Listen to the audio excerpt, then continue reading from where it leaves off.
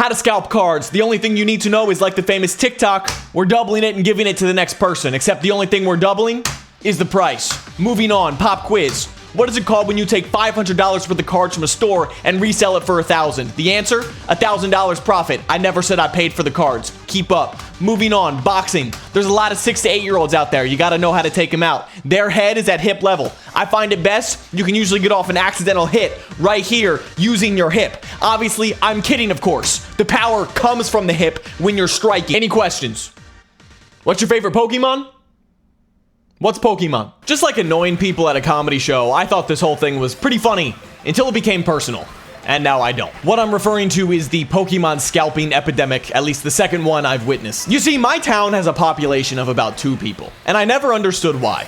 Until the other day, when I finally got an itch for the first time in probably about a year and a half to go check out the card aisle at my local Walmart. And that is when I finally discovered why my town has such a low population. And that's because when I turned to look in the card aisle in the Walmart, it was, as what I can only describe, the battle from Star Wars Episode 3. So I climbed over all the bodies just to see if there were any Pokemon cards left, and much to my dismay, there was absolutely nothing. There weren't even card sleeves available. It was a barren wasteland, which is unfortunate because Nintendo has been hiring some of the most talented artists I have ever seen create art for some of the best Pokemon. Like, what does a man have to do to open up some packs, pull a somewhat decent card, let me rant about the value even though I'll never sell it, and let it sit on my shelf collecting dust for 10 years, giving me a warm fuzzy feeling inside that can only be replicated by crack. I don't do crack. Okay, that's besides the point. The point is I got that itch. I wasn't able to scratch it, so this is my plea to Nintendo to just